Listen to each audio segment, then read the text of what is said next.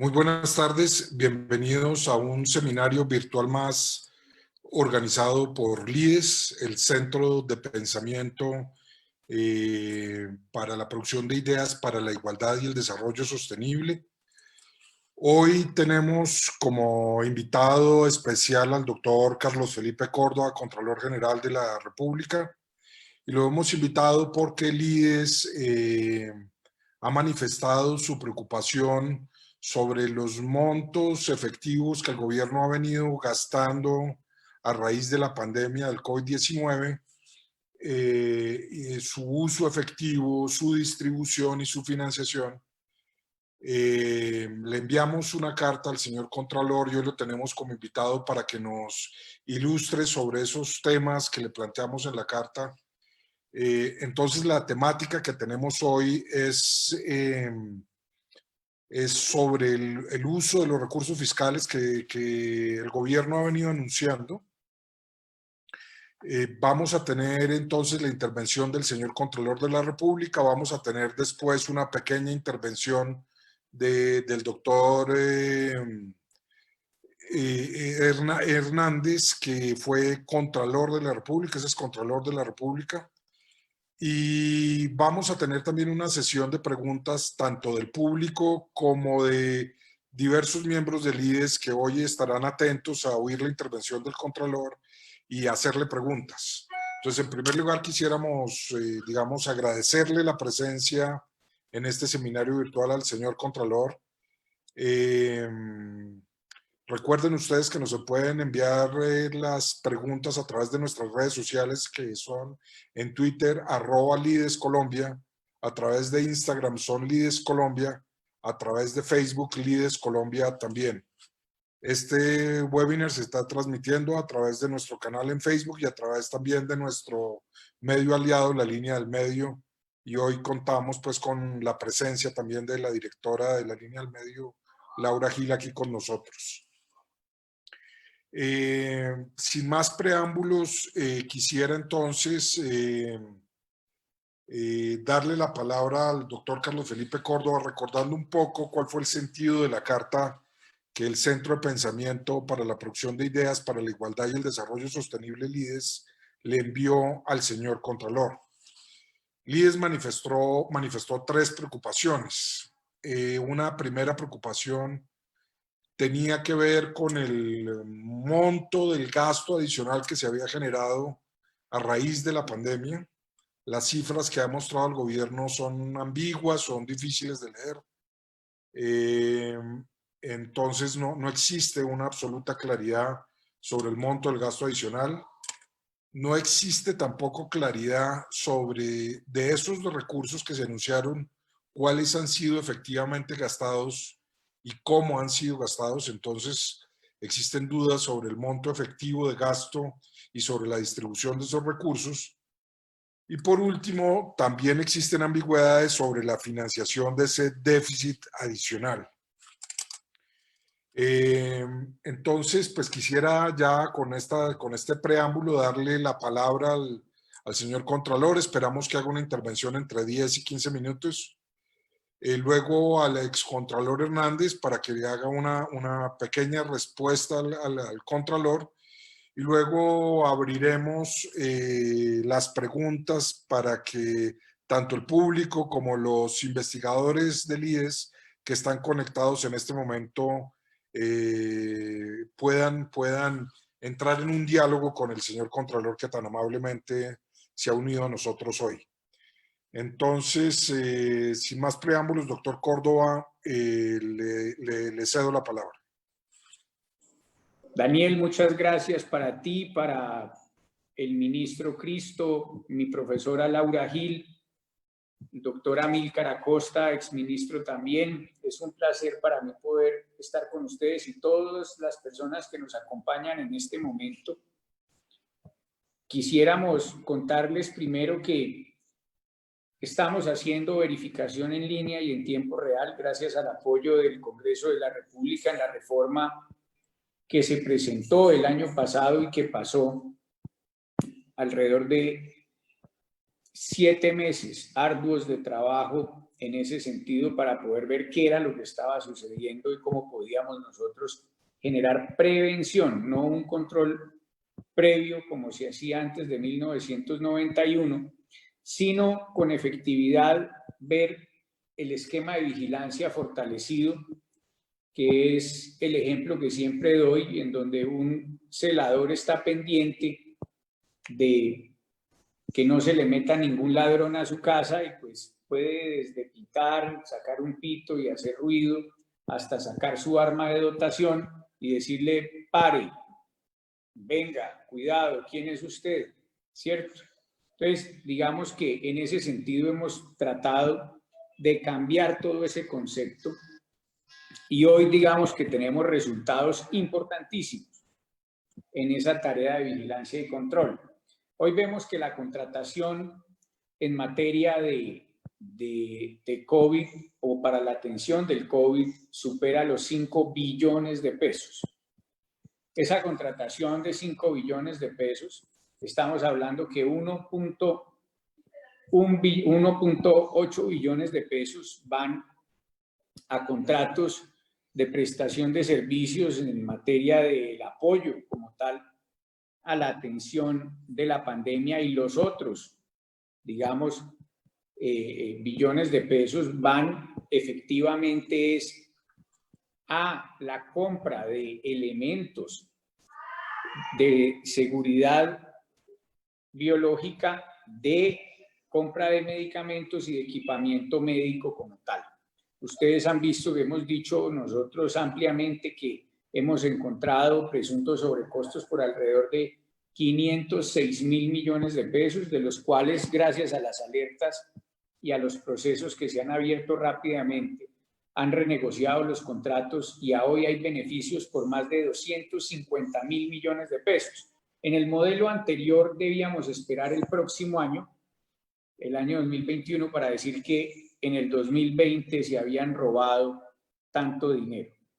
Hoy venimos avanzando claramente en ese sentido. Tenemos inteligencia artificial, analítica avanzada desde la creación de la Dirección de Información, Análisis y Reacción Inmediata, que no es otra cosa distinta a coger todas las bases de datos de las entidades del país para poder saber en línea y en tiempo real con analítica avanzada cómo se empiezan a encontrar en algunas formas el nombre de Felipe Córdoba, si está en el CISBEN, que no debería estar, si está mi esposa Marcela o si está adicionalmente mis hijos allí también. Y eso en todos los temas, si ya están en subsidios de vivienda, si están en cada uno de los temas, digamos, y los subsidios que da el Estado colombiano. En ese sentido, yo no me he inventado nada, simplemente hemos hecho lo que han venido desarrollando los países que están desarrollados en el mundo, como China, Japón, el mismo Estonia, que es pionero en todos estos temas de tener agencias de datos o ministerios de datos para poder verificar todos estos temas con claridad. Y desde ese punto de vista, podemos decir que son razonables las dudas que ustedes plantean desde el IDES sobre la destinación de los recursos públicos para el sector salud durante esta coyuntura crítica por la pandemia. La Contraloría General se encuentra en seguimiento de los recursos no solamente de lo que no es pandemia, sino todo. Hoy, por ejemplo, del FOME, y espera a fin de año presentar un informe de fuentes y usos de estos con nivel de ejecución respectivo, que ya los pueden ver cuando ustedes quieran visitarnos en nuestra Dirección de Información y Análisis en línea y en tiempo real. Hasta hoy hemos encontrado que han sido girados cerca de 400.000 millones de pesos adicionales a las EPS. O sea, hoy no hay recursos del punto final que se hayan destinado todavía o que hayan llegado a las EPS para que las EPS paguen como tal a los 930 hospitales públicos, con unos grandes problemas. Hospitales como el del Chocó, el mismo San Andrés, llevan más de 7 meses sin pagar sus nóminas a los profesionales de la salud, y eso nos genera una problemática grande. Los hospitales públicos y privados también han disminuido en cerca del 40% su facturación mensual por servicios de salud no prestados. Como ustedes han visto que solo se han enfocado en la atención del COVID, pues eso para ellos también les ha costado económicamente. La informalidad de la contratación de los servidores del sistema de salud llega alrededor del 80%. ¿Eso qué significa? Que se contratan por prestación de servicios. Hay varios de estos profesionales de la salud que tienen que tener no 1, sino 2 o 4 o 5 contratos para poder, digamos, hacerse a un salario o a unos honorarios según lo que ellos estudiaron en su especialización o subespecialización, y hace, digamos, que el recurso humano especializado para atención de unidades de cuidados intensivos sea escaso. Hay solamente alrededor de 1.200 intensivistas, médicos intensivistas, que son los que están en la unidad de cuidado intensivo en todo lo largo y ancho del país. Por ahora vemos que está garantizado en un 60% la cantidad de ventiladores necesarios, pero no se tiene el recurso humano preparado para operar los equipos y mucho menos para el manejo de los pacientes críticos. Eso va a ser un problema gravísimo para todos nosotros en los próximos días. Los resultados de las pruebas no se están teniendo en cuenta para la toma de decisiones críticas, tales como establecer un cerco epidemiológico que controle la contaminación de las personas, así como para decidir de una u otra manera dónde se debe colocar las unidades de cuidados intensivos, situación que puede generar detrimento del patrimonio público invertido, y pues que ustedes han venido viendo de una u otra manera genera problemas porque las pruebas de COVID que se han realizado se están demorando hasta 72 días, óiganlo bien, 72 días en poder entregar el resultado como tal para cada paciente. Esto nos deja en una problemática gravísima, y es que si el virus solamente está por 14 días en un paciente, pues así sea asintomático, el paciente va a ser un foco de contaminación grande si no tenemos a tiempo dichos exámenes, y eso generará mayores problemas dentro de nuestra población. La falencia en los protocolos establecidos por el Ministerio de Salud en cuanto a la adecuada y permanente comunicación con los familiares de los pacientes hospitalizados genera desinformación y ataques contra el cuerpo médico. El protocolo exige que los pacientes sintomáticos, o sea, con síntomas respiratorios, que ingresen a los servicios tengan un diagnóstico presuntivo de COVID-19, o sea, no tienen la prueba. Y esto causa desconcierto y temor en la población. O sea, cualquiera de nosotros puede tener una simple gripa, y como por esa simple gripa tenemos síntomas, pues puede generar también un gran desconcierto dentro de la población en los centros hospitalarios, de la veracidad, digámoslo así, de estos pacientes. Los elementos de protección personal, nosotros hicimos una encuesta y venimos además haciéndola permanentemente, en donde solamente se ha podido tener una cobertura del 47% de estos elementos de bioseguridad para nuestros profesionales de la salud. Un tema que de una u otra manera nos genera gran preocupación, porque hay muchos médicos que tienen que pagar sus propios elementos y las ARLs no han podido destinar de una u otra manera todo el equipamiento necesario para nuestros médicos en todo Colombia. Si nos comparamos con otros países de América Latina, nuestra destinación de recursos proporcionales al Producto Interno Bruto es de apenas un poco menos del 3%. Sigue siendo muy baja. Esto según previsiones del gobierno, que la destinación de los recursos para enfrentar la crisis llegará a los 117 billones, que equivalen un 11%.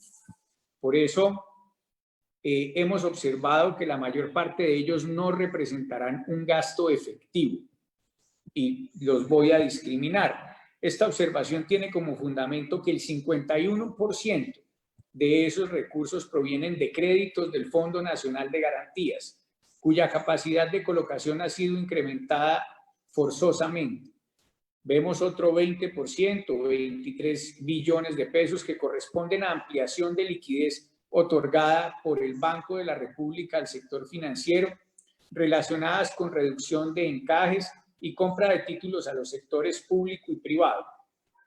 Pero también vimos casos como los que ustedes claramente pudieron conocer, como el de Finagro, en donde se les estaban dando créditos a comercializadores y no productores, y si no es por nuestra advertencia, pues de esos 213.000 millones de pesos no habríamos recuperado o tener beneficios por más de 70.000 millones de pesos al día de hoy.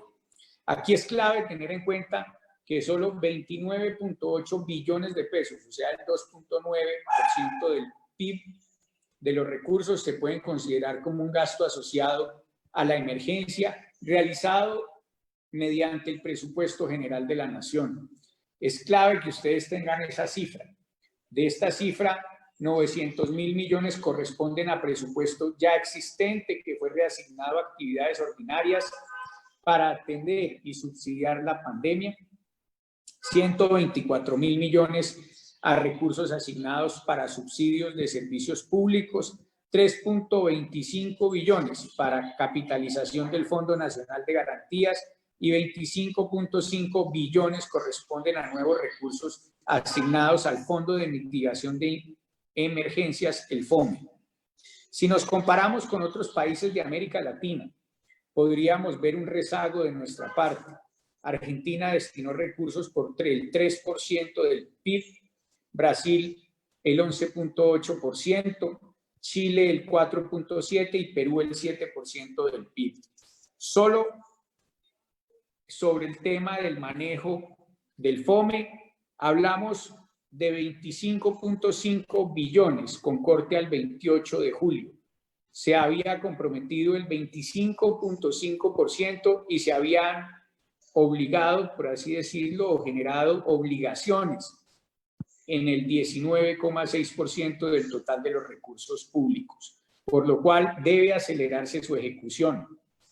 El Comité de Administración del FOME ha asignado 21.8 billones de pesos de los 25.3 disponibles a 3 grandes líneas, que es importante que ustedes lo tengan en cuenta. Uno, atención a la emergencia sanitaria, que son 8.2 billones de pesos, y se ha comprometido apenas hasta hoy el 21%, o sea, 1.7 billones. Pero solo se ha obligado, se ha comprometido realmente 490.000 millones de pesos. La ayuda social a la población vulnerable es otra de las líneas que se han destinado dentro del Fondo para la Atención de la Emergencia, en donde 6.3 billones de pesos se han destinado para esta línea.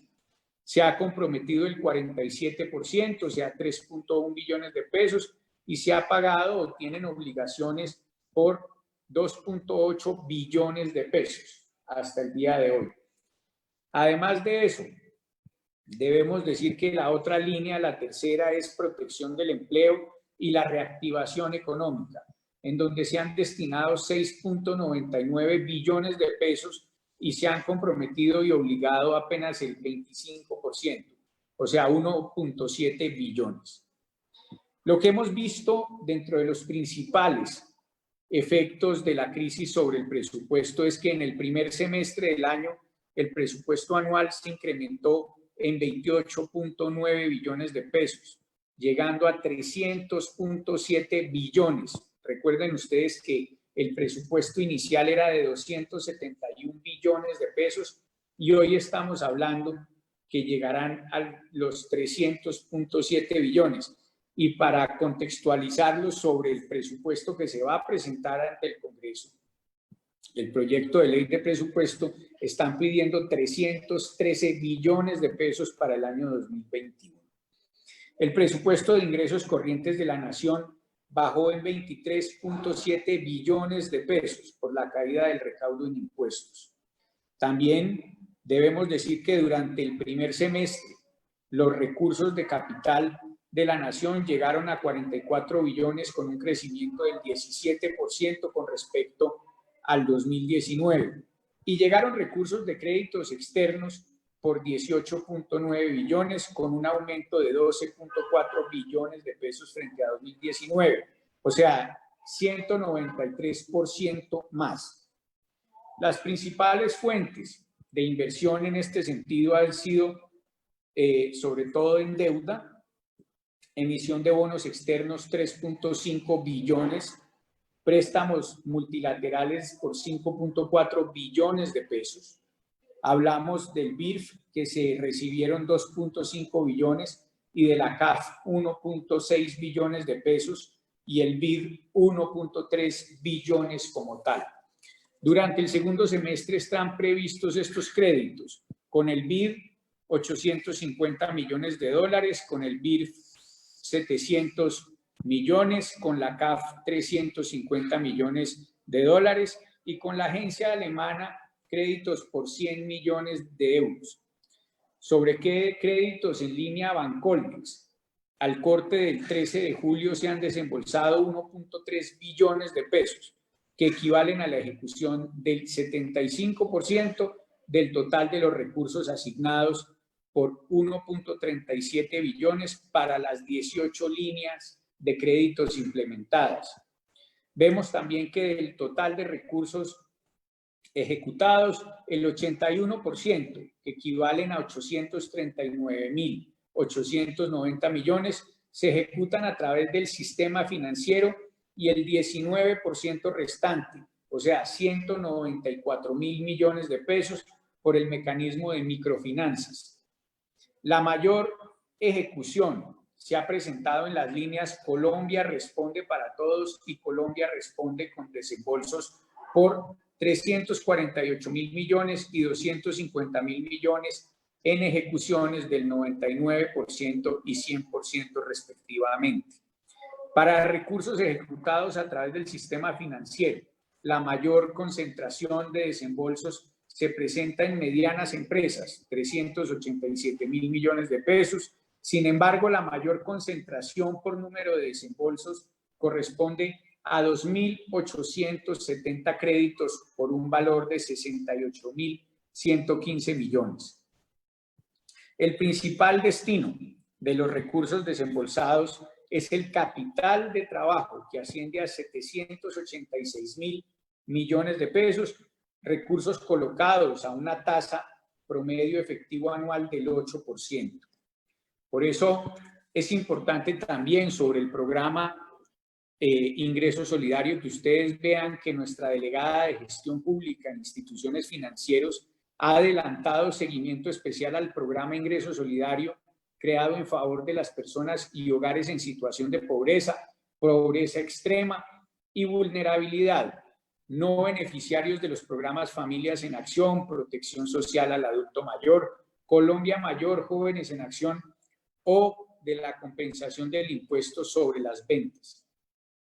En principio, encontramos evidencias inquietantes, porque con giros a las cuentas de 62 personas identificadas en los cruces realizados por la DIARI como fallecidas por un valor de 9.920.000 pesos. También que 2.885 personas que aparecían como beneficiarios de los programas Jóvenes en Acción, Familias en Acción, Adulto Mayor y devolución del IVA, estaban también recibiendo el ingreso solidario. Lo positivo aquí es que gracias a nuestra vigilancia permanente, en línea, la Dirección Nacional de Planeación ha venido depurando sus bases de datos y ha venido corrigiendo rápidamente los errores que ha tenido. También debemos ver cuál es el manejo crítico o críticas al manejo de la política monetaria, en donde a pesar de la disminución de las tasas de interés de política monetaria, el crédito no se ha expandido. Y eso es uno de los problemas que se ha tenido, ya que los bancos pues no han abierto de una u otra manera mayor capacidad de entrega de dichos créditos a las personas que más lo necesitan. Y pues en el programa Unidos por Colombia sobre apoyo financiero a las MIPYMES mediante créditos garantizados por el Fondo Nacional de Garantías, al 22 de julio se había utilizado 7.4 billones de pesos solamente de los 24.2 billones destinados para esto. Eso quiere decir que solo se ha destinado el 30% en ese sentido. Hay grandes barreras de los mismos bancos para poder entregarle los recursos de crédito a las personas y a las empresas que más lo necesitan. Por ejemplo, en el marco fiscal de mediano plazo, para el año 2020, prevé una caída del Producto Interno Bruto del menos 5.5% para el año y luego una rápida recuperación de 6.6% en 2021. Es clave que ustedes tengan en cuenta estas cifras y que sepan adicionalmente la importancia que se ha generado al día de hoy. Esto llevaría, digámoslo así, a la economía colombiana en un solo año a crecer hacia los mismos niveles que se traían antes de la crisis sanitaria, con un efecto rebote casi inmediato, según los estudios que tenemos nosotros dentro de nuestra delegada de Economía y Finanzas. Y a partir de allí se estima una evolución muy estable, aunque también optimista, en los próximos años para llegar a un Producto Interno Bruto potencial mediocre en el 2029 del 3.3%. En el marco establece una senda rápida de disminución del déficit fiscal del Gobierno Nacional Central de 8.2% del Producto Interno Bruto en 2020. O sea que a 5.1%, digamos, del Producto Interno Bruto en 2021 y de 1% del PIB en 2031. Esta disminución del déficit se logra mediante la restricción en el gasto, que no sería lo más adecuado para un país que tiene una gran deuda social y atrasos en desarrollo de infraestructura. Esto sin hablar de los grandes proyectos que se han venido presentando por intermedio de regalías por alrededor de unos 800.000 millones de pesos y que al día de hoy en laboratorios supuestamente que se deberían empezar a realizar o a construir rápidamente, vamos a ver que han puesto cronogramas de hasta 12 meses, en donde en 12 meses ya no serán importantes para la reacción en términos de pandemia. Yo te agradezco, querido Daniel, el espacio y espero haber resuelto algunas de sus dudas. Igual estaré aquí para resolverlas en detalle sin ningún problema. Bueno, doctor, le agradecemos muchísimo su intervención, que yo creo que estuvo muy clara, muy detallada. Confirma un poco que las cifras iniciales que presentó el gobierno de atención a la pandemia, cercanas a la cifra de 117 billones de pesos, en realidad son cifras que no son todas realmente dedicadas a la pandemia, que el gasto en realidad que se pretende hacer por la pandemia está ligeramente inferior a los 30 billones de pesos, menos del 3% del PIB, lo cual es una cifra modesta, sobre todo en comparación con los esfuerzos que otros países de América Latina han hecho para atender la pandemia. Y también señala usted que a pesar de que ese gasto es relativamente bajo, hemos tenido también dificultades para comprometerlo y ejecutarlo rápidamente. Pero no quisiera extenderme más en esos temas y yo quisiera más bien darle la palabra al doctor Antonio Hernández, que es un investigador asociado del IES y que entre otros pergaminos pues fue excontralor y con su experiencia puede entender bastante bien, digamos, la gestión que usted tiene que hacer de seguimiento a estas cifras, de revisión de la eficiencia, ese gasto público, etcétera. Entonces, quisiera darle la palabra al doctor Antonio Hernández para que comentara rápidamente esta presentación que tan amablemente nos ha hecho el señor Contralor General de la República. Antonio, si estás disponible. Sí, gracias, Daniel. ¿Me escuchan? Sí, señor. Bueno, muchas gracias, señor Contralor, muchas gracias, colegas, amigos, todos, por esta información. El grupo de líderes somos unos ciudadanos interesados en que haya un mejor debate sobre las políticas públicas. Y para eso es fundamental, desde luego, que la información se analice y se valide por medios idóneos. De suerte que contar con su voz, señor Contralor, para este propósito es ciertamente muy estimulante para el grupo.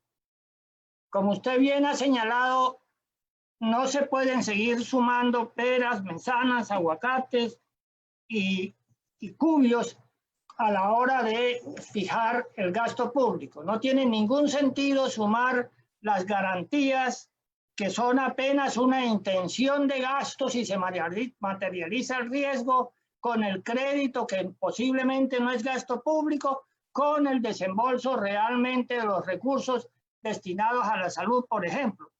Y por eso las cifras iniciales fueron absolutamente fantasiosas y como usted lo ha dicho y como se comentó en la carta, realmente eso debe ser objeto de mayor análisis, de mayor debate para que las cifras sean juiciosas.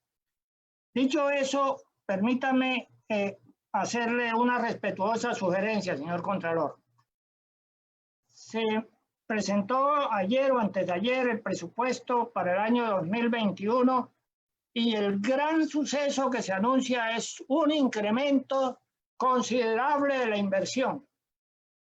¿Por qué? Porque como la inversión es una palabra sagrada, la inversión es buena, la inversión magnifica el bienestar de la población, entonces decir que aumenta la inversión, pues parece ser como un elogio para la tarea gubernamental. Pero realmente, ¿qué hay detrás del concepto de inversión? Por eso sería muy valioso para la opinión pública y para el trabajo de la Contraloría en el análisis de las finanzas públicas que pudiéramos contar con un documento sobre el análisis del presupuesto del año 2021 relativamente pronto y con especial énfasis en la discriminación de la inversión. Sabemos bien que a inversión va el gasto militar y va la construcción de las cárceles y eso se santifica y que en el gasto de funcionamiento están los salarios de los maestros y de los médicos y eso se sataniza. Por lo tanto, sería muy importante para este grupo y para la opinión pública en general si la Contraloría ayuda a la sociedad colombiana a entender mejor las cifras discriminadas del presupuesto de inversión y realmente a qué están destinadas de forma similar a como usted lo acaba de hacer con el tema de los recursos destinados inicialmente a la pandemia. Muchas gracias.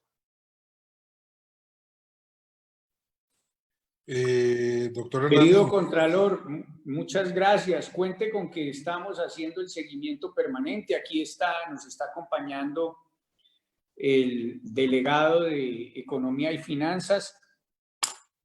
Nosotros además tenemos el compromiso de hacerlo, el análisis para el año 2021, como usted muy bien lo sabe, y cuando ustedes lo tengamos listo se los enviaremos con mucho gusto, querido Contralor.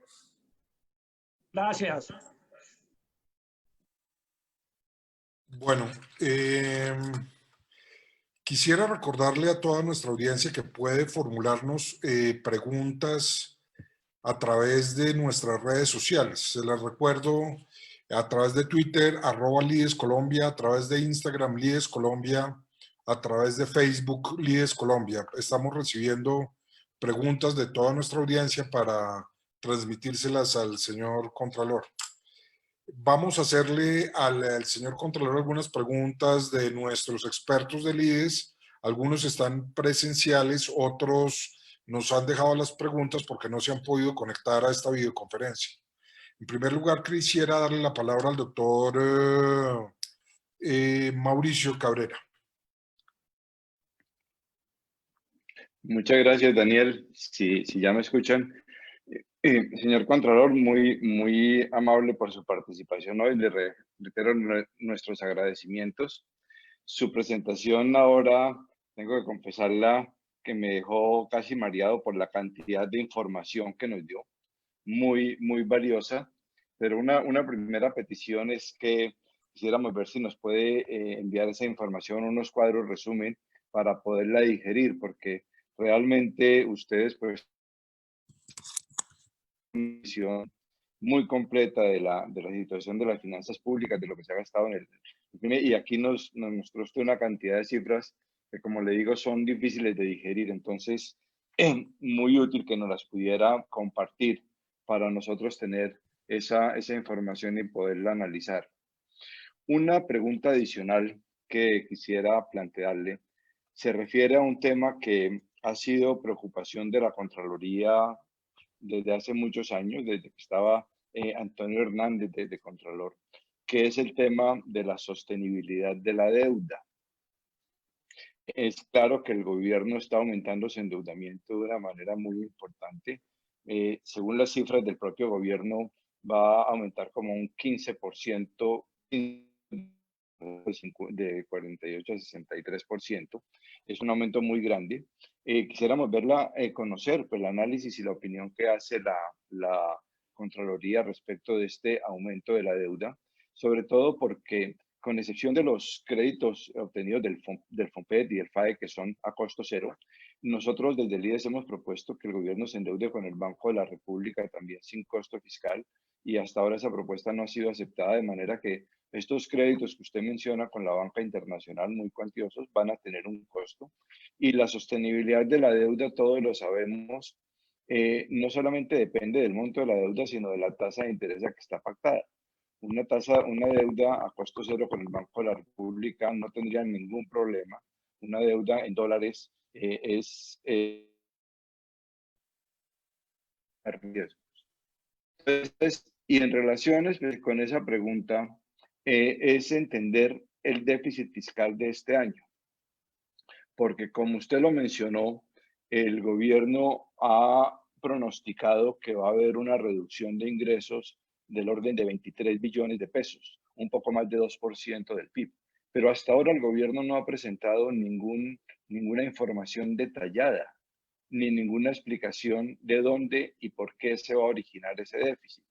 Y sería muy bueno para el país que la Contraloría pudiera profundizar en esas cifras y explicarnos por qué se va a dar eso. Porque ahí hay varias cosas que vale la pena. ¿Cuánto de ese déficit se debe, por ejemplo, a las exenciones tributarias otorgadas en la Ley de Financiamiento del año 2020? Y que se podría reducir si, como lo ha propuesto el IDES, lo hemos propuesto desde el IDES, esas exenciones y beneficios tributarios se suspendieran por 1 o 2 años, porque se dieron con el supuesto de que era para generar crecimiento, que no se ha dado. ¿Cuánto de ese déficit se debe a medidas inútiles y peligrosas como el famoso día sin IVA? ¿Cuánto de ese déficit se debe a cosas por fuera del alcance del manejo del gobierno, que es la caída de la actividad económica? Pero también cuánto se debe a beneficios tributarios nuevos y plazos adicionales, rebajas tributarias que se han dado en medio de la pandemia. En fin, creo que el país necesita una explicación muy detallada de por qué se reducen los ingresos tributarios del país, del gobierno, en 23 billones de pesos, que es como un 15% en un año, 2.2% del PIB. Y creemos que la Contraloría tiene toda la capacidad para hacer ese análisis y presentárselo a la opinión pública en el contexto, como le digo, de la sostenibilidad de la deuda, porque si no cayeran los ingresos tantos, pues no habría necesidad de aumentar el endeudamiento. Entonces, esa es la pregunta, señor Contralor, que esperamos que usted nos ayude a resolver. Doctor Mauricio, muchas gracias. Nosotros tenemos el documento de la ejecución del primer semestre que les podemos compartir lo antes posible, donde se ve cuánto ha caído los ingresos tributarios, cuáles son las cifras, y cuente con que le enviamos también toda la presentación con las cifras que tenemos nosotros en este momento. Y quiero que tenga en cuenta una cosa.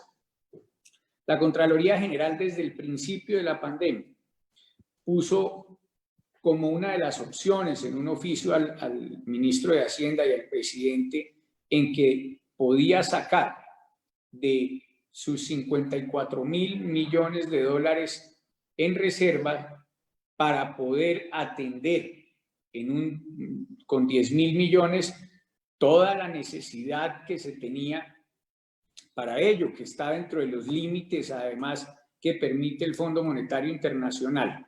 Pero además de eso, siempre dijimos que era muy importante que hicieran crédito con el Banco de la República. Pues ustedes han visto que nosotros no podemos coadministrar, ni más faltaba, pero nuestra posición por parte de nuestro equipo técnico de la Contraloría quedó allí plasmada con claridad para que eso, si a bien lo tuvieran, pudieran tenerlo en cuenta. Y desde ese punto de vista, buscar ahorrar algunos recursos de tasa de interés de dichos créditos, que como ustedes han visto, pues se realizaron con el Fondo Monetario por cuenta de los créditos que se pueden tener de rápido acceso, al cual se podían acceder hasta por 10.000 millones de dólares. Entonces, en ese sentido, es clave que ustedes vean que nosotros hemos avanzado en ese sentido y que tenemos todo el compromiso de poder ver en el minuto a minuto qué es lo que viene sucediendo con el gasto en la pandemia, la inversión que se realiza en la pandemia. Por eso la cuenta maestra del Estado colombiano hoy se puede ver como tu cuenta de ahorros. Eso es supremamente importante.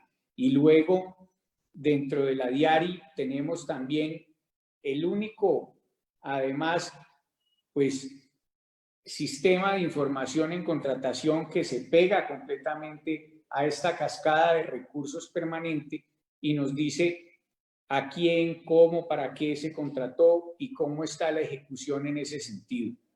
Yo le pido al doctor Carlos David Castillo, que está con nosotros, que tome nota y que les envíe lo antes posible los dos documentos para que ustedes los tengan para su análisis y que podamos de una u otra manera ir dándoles a ustedes más elementos en ese sentido. Muchas gracias, Contralor. Muchas gracias a ti, doctor Mauricio. Muchas gracias, Contralor. Quisiera darle la palabra al doctor Amílcar, que también tiene una pregunta para el señor Contralor. Muchas gracias, Daniel. Señor Contralor, recientemente la secretaria ejecutiva de la CEPAL, Alicia Bárcenas, manifestó que esta crisis no va a durar poco, por lo que muchas medidas que se piensan como coyunturales deben verse como estructurales. Una de esas medidas que el gobierno ha pensado como coyuntural, pero que a mi juicio se va a volver estructural, es el ingreso solidario. Yo creo que ingreso solidario llegó para quedarse, como en su momento llegó para quedarse Familias en Acción, Jóvenes en Acción, Colombia Mayor.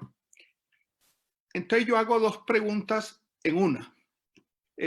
La primera es que el gobierno ya anunció que ingreso solidario iría hasta junio del año entrante. Pero como ya quedó dicho, esta crisis se va a prolongar por más tiempo. Y eso plantearía la necesidad de que ingreso solidario fuera más allá de junio del año entrante. Y la Otra pregunta es, ¿hasta dónde no sería conveniente que estas transferencias monetarias a través de la asistencia que presta el Estado, a través de esta gama de programas, Familias en Acción, Jóvenes en Acción, Colombia Mayor, incluyendo ingreso solidario, hasta dónde no convendría, por razones de focalización y de racionalidad, englobarlas todos en un solo programa, en lugar de la proliferación de programas que desde el punto de vista de la gestión tiene muchas ineficiencias. Esas son las dos preguntas en una que le haría, señor Contralor. Querido jefe Amílcar, tengo que decirte lo siguiente. Estamos de acuerdo con la preocupación que se tiene en el país sobre la situación económica del día a día de nuestra gente. Por eso estoy de acuerdo en que no solamente va a estar hasta el próximo año, seguramente va a ser necesario tener unos programas y unos alicientes mucho más fuertes. Ojalá no fueran solamente esos 160.000 pesos que envían. Nosotros con nuestro equipo técnico de la Contraloría hicimos una propuesta también de que subieran al salario mínimo, para de esa manera, lo que nos han enseñado los clásicos de la economía, se pudiese tener mayor movilidad económica en el país y eso ayude de una u otra manera a que se mueva la economía colombiana y podamos salir adelante. Los recursos estarían, hemos hecho cuentas de los programas de Familias en Acción, pagar, digamos, las nóminas también en gran medida de las empresas para que no caigamos en la preocupación de que empiezan a suspender contratos laborales como ya se han hecho o a perderse empleos. Y desde ese punto de vista debemos decir que esto nos costaría alrededor de unos 44 billones de pesos en total de lo que hemos estimado nosotros. En ese sentido, buscamos que ojalá se tenga en cuenta la valoración que hace la Contraloría General por parte del gobierno y que en ese sentido puedan redirigirse algunos de esos ingresos para nuestra gente que más lo necesita en este momento.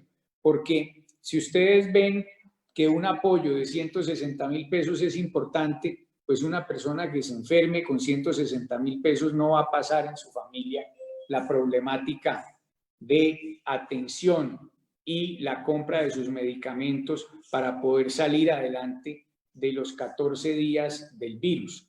Por eso creemos con nuestro equipo técnico que hay que ser mucho más generosos, que el país tiene de dónde, digamos, sacrificar un poco su presupuesto y que eso nos ayudaría a que la economía se moviera y de una u otra manera no quedara estancada como nos está pasando en muchos de los sectores hoy día.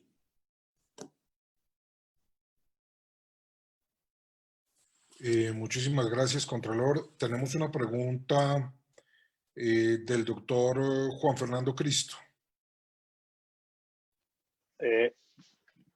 Contralor, muchas gracias. Primero que todo, como ya lo dijeron los compañeros, por aceptar la invitación de IDES y una presentación además que nos deja un desafío muy grande de entender lo que va a pasar con la economía colombiana hacia el futuro y el efecto de la pandemia. A mí me llamó mucho la atención y quería preguntarle por la visión de la Contraloría más a fondo, esa cifra que usted menciona de que el FOME teniendo un presupuesto, el fondo teniendo un presupuesto superior a los 25 billones de pesos, hasta el día de hoy solo se ha ejecutado efectivamente y se ha girado para atender la crisis un poco menos del 20%, es decir, alrededor de 5 billones de pesos. Es decir, que quedan por comprometer y por girar con las cifras de lo obligado entre 18 y 19 billones de pesos. Teniendo en cuenta lo que está pasando en el país y la crisis que se está viviendo, ¿le parece a uno como ciudadano una cifra de ejecución muy baja realmente para la urgencia que tiene el país en materia de salud y en materia de giros monetarios a la gente y de protección de empleo? La pregunta, Contralor, es si desde la Contraloría ustedes han visto por qué han entrado a evaluar por qué ese nivel de ejecución tan bajo, si el fondo está funcionando, si falta coordinación entre el fondo y las otras entidades del Estado.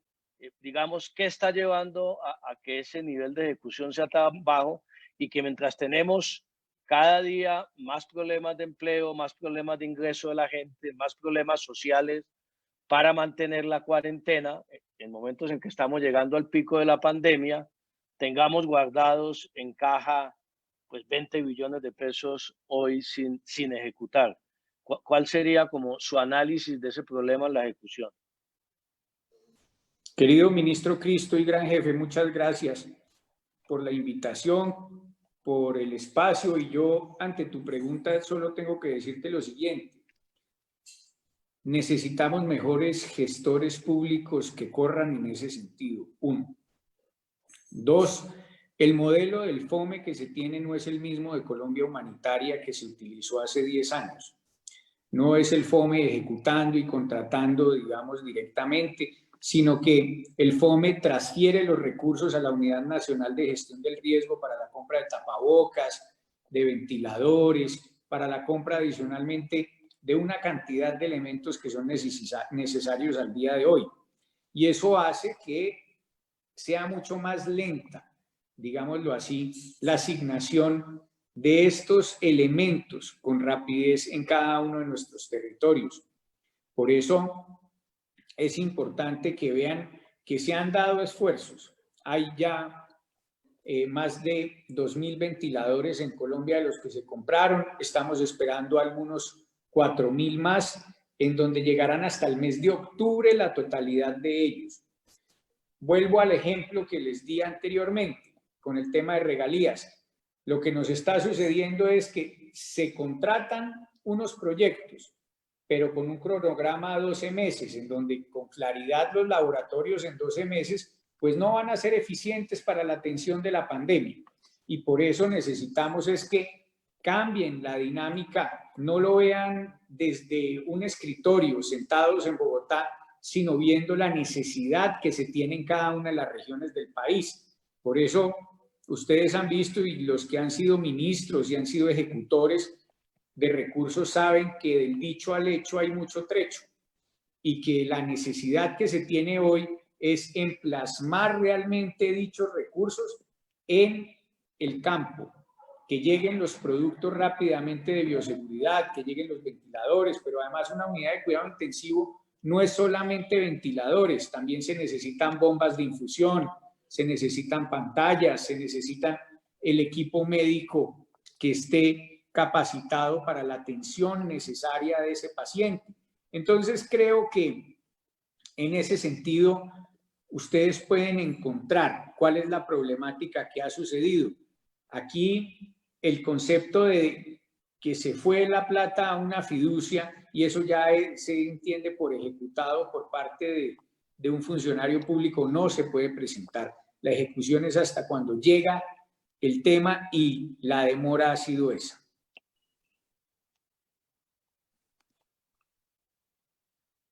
Bueno, muchísimas gracias. Quiero recordarle a nuestra audiencia que pueden enviar sus preguntas al Contralor a través de nuestras redes sociales, que son Twitter, @ColombiaLides, en Instagram es Lides Colombia y en Facebook es Lides Colombia. Quisiera retransmitirle al Contralor una pregunta que nos envía nuestro presidente emérito del IDES, que es el doctor José Antonio Campo. Él infortunadamente está en Nueva York y no se pudo comunicar, pero nos envía la siguiente pregunta. ¿Cómo se puede garantizar información precisa y comprensible para la ciudadanía sobre el gasto público ya realizado durante la emergencia y el programado? ¿Qué mecanismos garantizan que esa transparencia esté disponible hacia el futuro para el gasto público en general? Esa es la pregunta que formula el doctor Ocampo desde Nueva York. Muchas gracias, Daniel, y al doctor Campo, pues decirle que nosotros vamos en el boletín número 8, vamos para el 9º, que sale el día de mañana, en donde semanalmente estamos mostrándole al país y se cuelga en la página de la Contraloría y tenemos, digamos, todo el análisis dentro de nuestras redes sociales para que vean los ciudadanos cómo va la ejecución de dichos recursos y la realidad de la llegada de dichos recursos en cada una de las regiones de nuestro país según sus necesidades. Perfecto.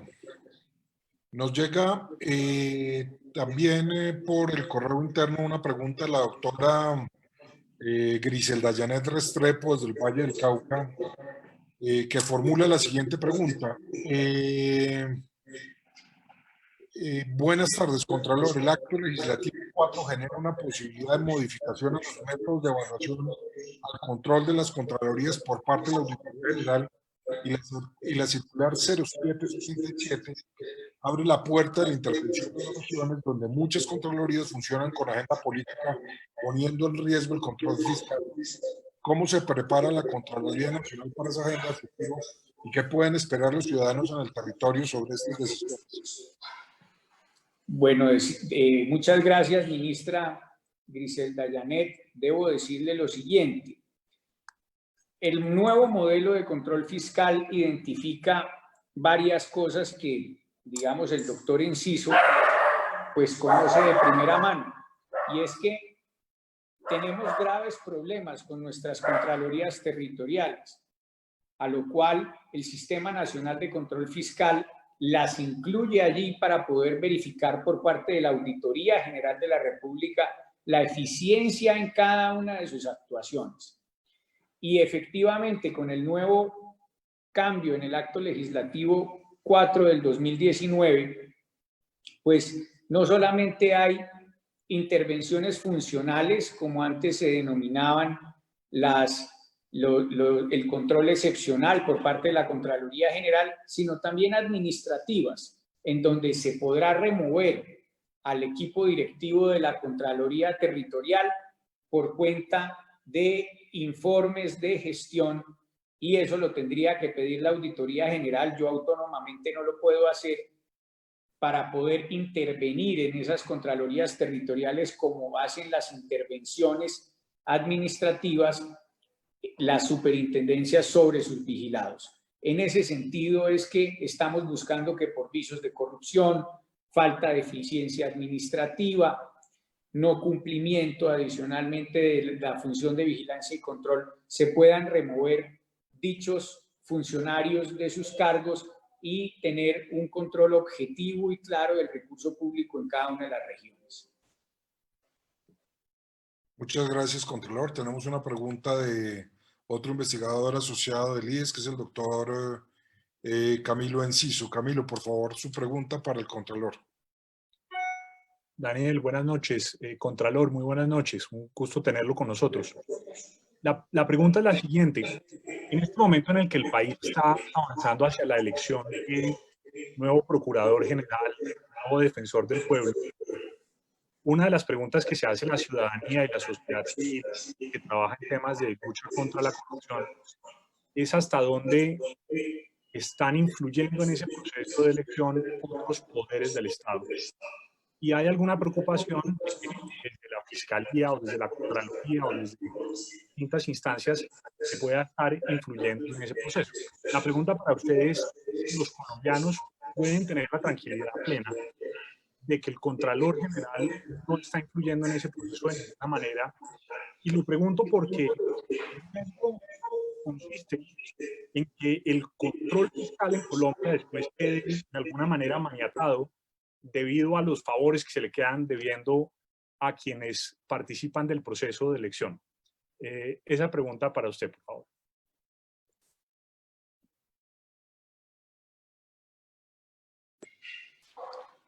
Bueno, querido Camilo, como amigos que somos y me conoces desde hace muchos años, tengo que decirte lo siguiente. Yo he sido un hombre respetuoso siempre del tema democrático. El Contralor General no tiene nada que hacer en esos temas de elección de Procurador General, ni tampoco del Defensor del Pueblo. Quien hace la terna Defensoría del Pueblo, pues es el presidente de la República y lo elige la Cámara. Y lo mismo, la terna para el Procurador General de la Nación, pues sale una del Consejo de Estado, otra de la Corte Suprema de Justicia y otra la hace el presidente, con lo cual le queda muy difícil a este pereirano y humilde Contralor poder incidir de una u otra manera en los resultados de dichas elecciones. Yo lo que te diría es que hay que quitarle también ese tabú a la Contraloría y, digámoslo así, a la Fiscalía y todos los entes de control de incidencias en cada uno de los temas. Yo creo que aquí hay candidatos que pueden jugar como se dio en mi caso, en un momento en donde ustedes saben muy bien que no hubo injerencias en su momento del gobierno nacional y por eso terminaron eligiéndome a mí por más de 204 votos. Y lo importante de esto es que hayan procesos transparentes, que lleguen muy buenas personas, para que en el caso del Procurador General nos ayude en esta lucha contra la corrupción. Tú, Camilo, has visto de primera mano lo que hemos querido hacer en la Contraloría en términos de mayor analítica avanzada, de tener inteligencia artificial. Tú de primera mano has conocido la plataforma Océano, la cuenta maestra del Estado colombiano vista como si fuera tu propia cuenta de ahorros. Y hoy tenemos muchos otros sistemas que así cualquier persona, sea amiga mía, personal, va a quedar muy complicado.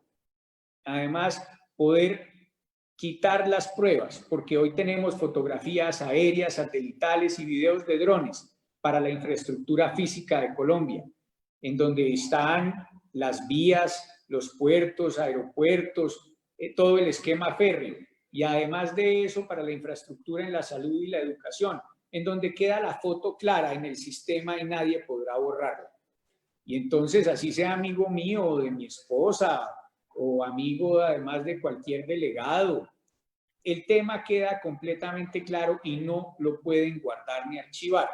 Eso nos ayuda completamente a ver que el papel no aguanta todo y a correr adicionalmente un tema completamente distinto, y es que en vías como Nuquilas Ánimas, que es difícil que tengamos una comisión permanente vigilando la obra, pues la foto aérea o satelital sí podrá estar permanentemente revisando esa zona a ver si en el cronograma han cumplido o no han cumplido con el avance de obra que se necesitaba. A hoy hemos podido encontrar muchos colegios que dicen en el papel, según los informes de interventoría, que están en el 100% terminados y no superan, gracias a los videos de nuestros drones o las fotografías aéreas o satelitales que nos muestran que el avance no llega a superar el 60%. Eso es lo que hemos querido, generar una Contraloría mucho más objetiva, acorde a las necesidades del país. Y tú, como además exsecretario de Transparencia del gobierno, has podido entender la gran importancia que se tiene, sobre todo en la valoración de pruebas, porque así nosotros sepamos que alguien está haciendo una marrulla, un chanchullo o alguna cosa, si no hay pruebas, no vamos a poder judicializarlo. Y hoy estamos buscando que esto sea mucho más rápido, eficiente y que podamos de una u otra manera dar los resultados que tanto necesita la gente en nuestro país. Muchas gracias, Contralor. Yo, abusando un poco de la función del moderador, quisiera formularle una pregunta en los siguientes términos. ¿Se puede decir que Colombia está en una coyuntura? Decir que está en una coyuntura excepcional sería estimar la situación. Vamos a tener una pérdida del producto que se estima en más del 5% del PIB, y que ya algunos analistas están sugiriendo que puede llegar al 7% del PIB. Tenemos una tasa de desempleo que supera el 20% y es de lejos la peor tasa de desempleo de América Latina, con mucha diferencia. Tenemos una pérdida de puestos de trabajo que suma ya más de 5 millones de puestos de trabajo perdidos. Y no sabemos si la situación se puede empeorar, estamos llenos de incertidumbre. En esta situación es natural que nos preguntemos si la respuesta de política económica que está haciendo el gobierno es la adecuada. En particular, nos preocupa si se está haciendo lo suficiente y si se está haciendo lo suficientemente rápido. Las cifras que usted indica nos sugieren que el gobierno no está haciendo lo suficiente. Un gasto adicional de menos del 3% del PIB es muy insuficiente comparado con otros países de América Latina. Y también las cifras de compromisos y ejecución que usted nos da nos sugieren que lo poco que se está haciendo muy lentamente. Entonces la pregunta concreta es si la Contraloría tiene una percepción sobre el hecho de que la política fiscal podría estar mejor diseñada para las actuales circunstancias, podría responder de manera más eficaz a las preocupaciones que se están viviendo en Colombia, que no son menores, son de una magnitud que bate todos los récords. Y nos preguntamos quién debería ser el organismo en Colombia que esté llamando la atención sobre la necesidad de una política fiscal muchísimo más activa, muchísimo más agresiva, muchísimo más en consonancia con la gravedad de la situación. ¿Qué percepción tiene la Contraloría y qué puede hacer la Contraloría en la situación actual? Daniel, muchas gracias. Yo creo que hay dos temas importantes de resaltar aquí. Uno, yo les he venido diciendo durante la intervención que hoy pues no tenemos gran ejecución y dos, lo que se está haciendo, digamos, es un poco, digamos, a una velocidad que no nos gusta a nosotros. Digamos, yo cuando llegué a la Contraloría General les decía que el modelo anterior nos generaba las 3 velocidades del burro, lento, más lento y parado, ¿cierto? Y en ese sentido es que nosotros vemos hoy que la velocidad de ejecución es lenta. Por ello, no solamente los índices de desempleo son preocupantes, que era lo que hablábamos ahora de lo que nuestras propuestas desde la Contraloría Delegada de Economía y Finanzas hemos generado, sino también es importante que ustedes sepan que a hoy en Colombia no tenemos con claridad información para poder de una u otra manera atender con claridad el aislamiento de nuestra gente, como sí lo hicieron países como Corea, China, que tenían la información clave de las pruebas, además, para poder tomar dichas decisiones. Y en términos económicos, pues yo creo que es el momento de ser generosos, de poder de una u otra manera hacer inversión en nuestra sociedad. Si bien hacen un esfuerzo sobre los 160.000 pesos mensuales de ingreso solidario, yo creería que hay que buscar ampliar y ampliar rápidamente para que la economía se mueva. Eso nos lo enseñaron hace muchísimos años los clásicos de la economía.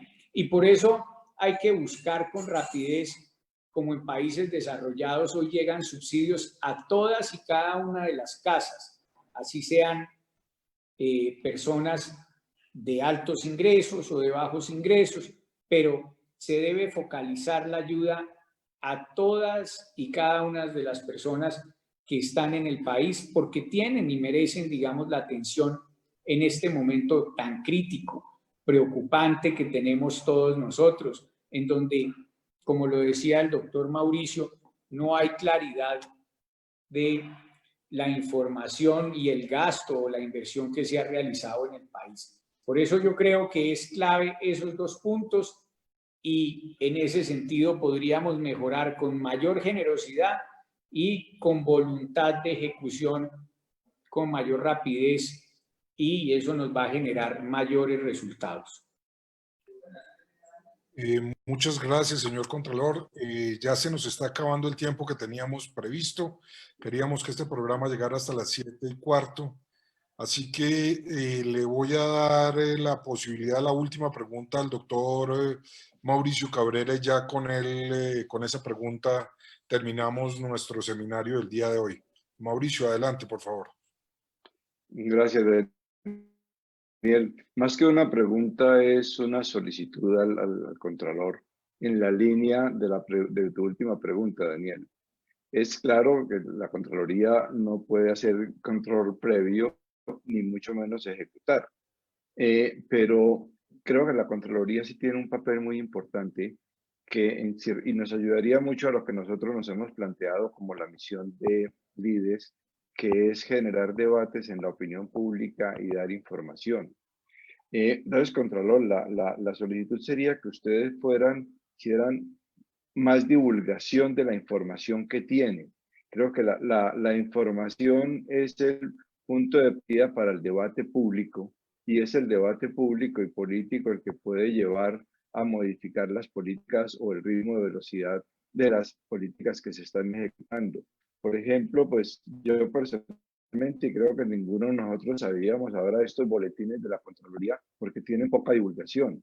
Entonces, si la Contraloría pudiera estar divulgando mucho más ampliamente a la opinión pública toda la información que tiene sobre la ejecución de las políticas públicas, esto por supuesto no es ninguna forma de intervención en la ejecución del Estado, simplemente es informar.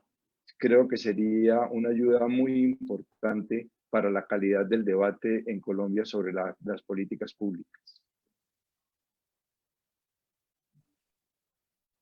Doctor Mauricio, cuente con eso y les vamos a enviar toda la información, todos nuestros boletines desde el primero hasta el último, para que también los tengan ustedes y puedan evaluar el seguimiento que estamos haciendo semanal de cada una de las ejecuciones de las líneas, además para la atención de la pandemia. Y es importante que también ustedes vean dentro de lo mismo cuál es la identificación que tenemos, no solamente los recursos nacionales, sino también los recursos territoriales, que son claves en la conjunción de la atención en este momento de la pandemia. Eso es supremamente clave que lo sepan, y pues nosotros tenemos claridad en que los boletines nuestros pues son de esa manera se puede informar, pero nuestras actuaciones las han visto ustedes claramente definidas desde el alcalde de Malambo, el de Sincelejo, que se han suspendido, el gobernador del Chocó, con los procesos de responsabilidad fiscal, lo que ha pasado, digamos, por presuntos sobrecostos en el Casanare, en el Putumayo, en el mismo Medellín, en donde encontramos, digamos, presuntos sobrecostos en los mercados para la atención, y que después de abrir proceso, ellos renegocian el contrato y es que bajan los precios completamente a ajustarse a los precios del mercado. Bueno, señor Contralor, quisiéramos agradecerle por su tiempo, por haber participado en este seminario organizado por LIDES. Nos ha ilustrado, nos ha dado muchas luces sobre el fenómeno.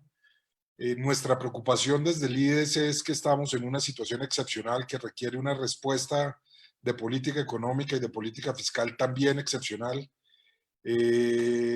Naturalmente entendemos que la Contraloría no formula la política fiscal, pero sí la puede evaluar, puede informar sobre ella, y en ese sentido las observaciones, los estudios, los análisis que la Contraloría puede hacer van a enriquecer mucho a la ciudadanía sobre cómo el gobierno está respondiendo a esta situación excepcional de pandemia y de crisis económica que estamos teniendo. Por eso esa interacción que hemos tenido con usted hoy ha sido muy valiosa. Nos parece que la ciudadanía debe conocer un poco más los esfuerzos informativos que está haciendo la Contraloría, y ha sido un placer para nosotros contar con su presencia en esta tarde de hoy, en este tema que es del primer orden en el interés nacional. Así que a usted muchísimas gracias, muchas gracias a todos los participantes en este seminario virtual y muchas gracias a todas las personas que se conectaron para ver uno más de los seminarios organizados por LIDES para tratar temas de importancia para la vida nacional y en particular para la promoción de la igualdad y el desarrollo sostenible, que son los objetivos de este centro de pensamiento apolítico, pero no ideológico, que es LIDES. Muchísimas gracias a todos ustedes. Muchas gracias. Muchas gracias a ustedes por todo el cariño, por la invitación. Muchas gracias, Contralor. Además, pues tengan la plena seguridad de que estamos listos para que cualquiera de sus sugerencias sean tomadas en serio aquí en la Contraloría. A muchos de ustedes lo único que les tengo es cariño y pues lo veremos siempre, además, como una muy buena sugerencia o ayuda para hacer mejor la tarea por Colombia.